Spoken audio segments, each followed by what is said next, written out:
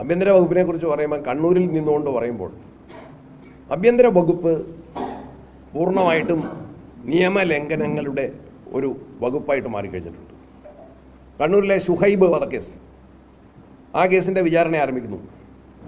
ആ കേസിൽ പ്രതികൾക്ക് നിയമം അനുശാസിക്കുന്ന ശിക്ഷ കിട്ടണം എന്നാഗ്രഹിച്ചുകൊണ്ട് ഷുഹൈബിൻ്റെ കുടുംബം, ഉപ്പയും അമ്മയും, അവർ ഗവൺമെൻറ്റിലേക്ക് ഒരു അപേക്ഷ കൊടുത്തിട്ടുണ്ട്.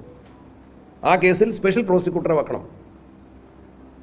ആ സ്പെഷ്യൽ പ്രോസിക്യൂട്ടറെ നിയമിക്കുമ്പോൾ അതിനുവേണ്ടി വരുന്ന മുഴുവൻ ചെലവുകളും ഈ കുടുംബം വഹിക്കും എന്ന് വ്യക്തമാക്കിക്കൊണ്ട് മുഖ്യമന്ത്രിക്കും നേരത്തെ പറഞ്ഞ അഡീഷണൽ ചീഫ് സെക്രട്ടറി ആഭ്യന്തരം അദ്ദേഹത്തിനും കത്ത് കൊടുത്തു.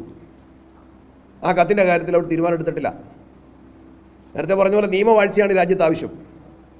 കൊലക്കേസിലെ പ്രതികൾക്ക് ശിക്ഷ വാങ്ങിക്കൊടുക്കണം എന്നാവശ്യപ്പെട്ടുകൊണ്ട് കൊല ചെയ്യപ്പെട്ട വ്യക്തിയുടെ കുടുംബാംഗങ്ങൾ കേരള ഗവൺമെൻറ്റിനെ സമീപിക്കുകയാണ്. ആഭ്യന്തര അഡീഷണൽ ചീഫ് സെക്രട്ടറിക്ക് കത്ത് കൊടുക്കുന്നു, മുഖ്യമന്ത്രിക്ക് കത്ത് കൊടുക്കുന്നു. മുഖ്യമന്ത്രിയുടെ കത്ത് പ്രതിപക്ഷ നേതാവിൻ്റെ കവറിംഗ് ലെറ്ററോടുകൂടി കൊടുക്കുന്നു നിയമസഭാ സമ്മേളനത്തിനിടയിൽ. അഡീഷണൽ ചീഫ് സെക്രട്ടറിക്കുള്ള കത്ത് MLA എന്ന നിലയിൽ, ഞാനന്ന് KPC പ്രസിഡന്റ് ആയിട്ടില്ല, MLA എന്ന നിലയിൽ എൻ്റെ കവറിംഗ് ലെറ്ററോടെ ഞാൻ നേരിട്ട് അദ്ദേഹത്തിന് കൊണ്ട് കൊടുക്കുന്നു. നടപടി എടുക്കുന്നില്ല. നിയമാനുസരണം ഒരു കത്ത് കൊടുത്തിട്ട് നടപടി എടുക്കുന്നില്ല. ഒന്നുകിൽ റിജക്റ്റ് ചെയ്യണം, അല്ലെങ്കിൽ അനുവദിക്കണം സ്പെഷ്യൽ പ്രോസിക്യൂട്ടറെ. അപ്പോൾ ഷുഹൈബിൻ്റെ കുടുംബാംഗങ്ങൾ ഹൈക്കോടതിയിൽ റിട്ട് കൊടുക്കുന്നു. ഹൈക്കോടതി പെറ്റീഷനിൽ 6 ആഴ്ചയ്ക്കുള്ളിൽ തീരുമാനം എടുക്കണമെന്ന് കേരള ഹൈക്കോടതി ഗവൺമെൻറ് നിർദ്ദേശം കൊടുക്കുന്നു.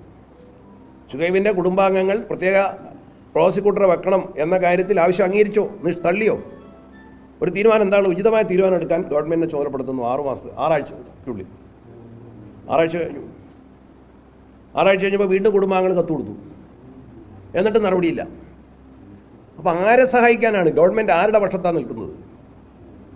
ആരുടെ പക്ഷത്താണ് നിൽക്കുന്നത്? സ്റ്റേറ്റ് എന്ന് പറഞ്ഞാൽ ഈ കേസിൽ അതാ. സ്റ്റേറ്റ് പ്രോസിക്യൂഷൻ എന്ന് പറഞ്ഞാൽ അത് വാദിഭാഗത്ത് നിൽക്കേണ്ടതാണ്.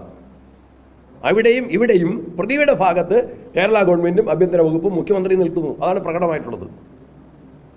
അത് നിയമപരമായ വീഴ്ചയാണ്, ധാർമ്മികമായ പരാജയമാണ്, അനീതിയാണ്. ആ കാര്യങ്ങളിലൊക്കെ നടപ്പിലാക്കുന്നത്.